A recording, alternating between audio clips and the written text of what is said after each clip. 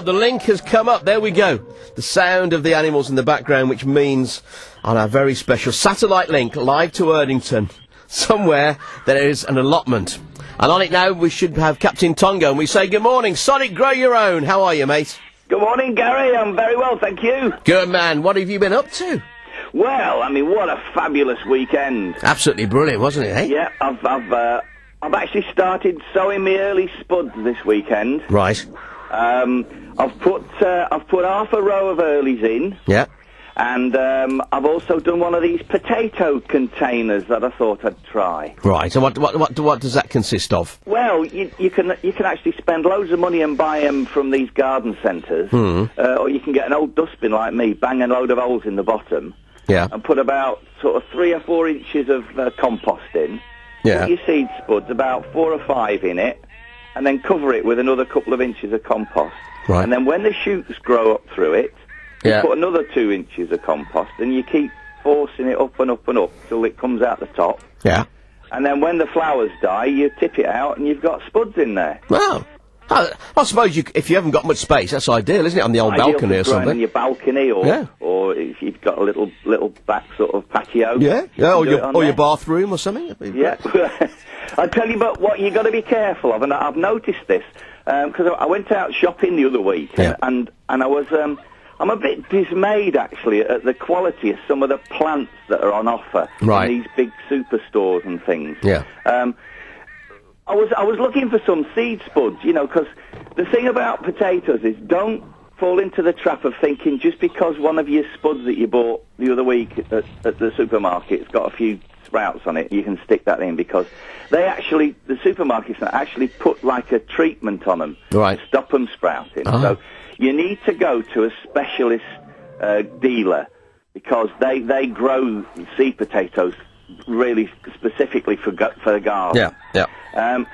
But I noticed some of these big places, they're very, very warm inside, and what happens is they get all these seed potatoes in, and then they put them in a corner, and they start to sprout. But the little chitin, I was talking about that the other week. Yeah. They need to be dark green in colour, and they only need to be about half an inch to an inch. Right. Whereas the ones that you're finding in these supermarkets now, because they're so warm and everything, they're about 2 or 3 inches long, and they're pink.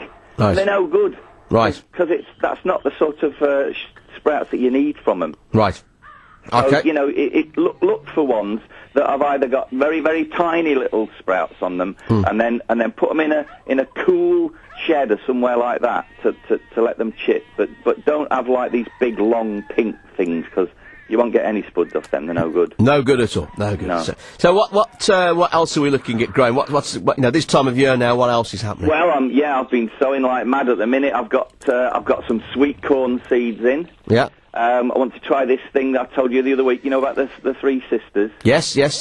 Sweet corn, French beans, and some pumpkins. Yes. So I've got my seeds in for my sweet corn first, and also my French beans. I'm going to start sowing them next week. Right. Lots of brassicas. I've got cabbage, sprouts, broccoli. Yeah. I've sown all them. Yeah. And some. I've got to give a mention. Actually, I promised this. A couple of old friends that I met over the weekend. Ethel and Cecil, they're called. They're lovely. There's a photograph of them. I'll put a photograph of them on my blog spot. Brilliant. They were on a nearby allotment to me, and they're a lovely old couple. Yeah. So I said I'd say hello. Right. And I've got this neighbour. Right. He's an Irish chap.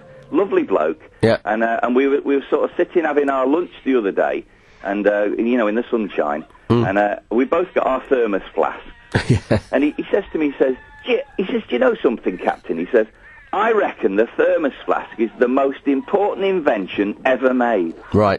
And I said, well, why? He says, look at you. He says, you've got a cup of tea there, and it's hot. Yeah. He says, but in mine, I've got like an ice cold drink, and it's cold. And the thermos flask, he says, you can do that. You put hot stuff in, and it keeps it hot. You put cold stuff in, it keeps it cold. I said, yeah. He says, how does it know? I can see you there, a couple of old codgers sitting on your bench, eh? And the other tip about about, I got another tip from a friend of mine about spuds. When you get your spuds in, when they grow, and you've got like the big long shoot, and then they start to flower. Right. Especially for the main crop ones, not so much the earlies, because you want your earlies to sort of zip out quick and pick them small. But your main crops, pick the flowers off. Now, it might seem a bit time-consuming, this. Right. But if you carefully go around and pick all the flowers off, it actually concentrates the energy into the spuds, and you get more spuds and they grow bigger. Oh, well, there you go. That's a top tip. There's another tip. Top tip, yeah. How's the strawberries coming on? 'Cause it's strawberry season soon, isn't it? Or about now? Or... Well, I've got a bath full of strawberry plants at the minute, and they're all looking very green and very nice. Lovely. So I should imagine with a bit of sunshine, they'll all be coming out soon, and we'll have in the because you need the flowers on them. Right. And so yeah, they'll be coming soon.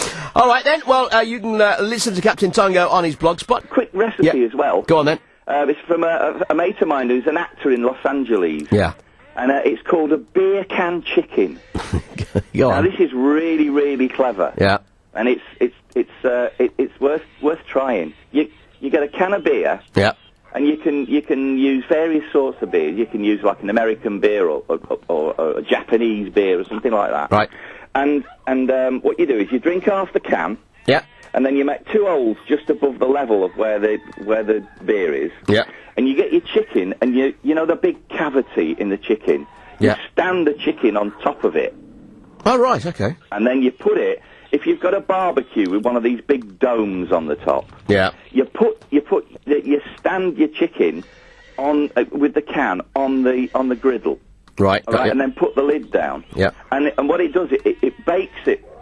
The steam from the beer cooks it from the inside, and the heat from the barbecue roasts it on the outside. It's fantastic. Oh, brilliant. I'm going to put that on my blog spot.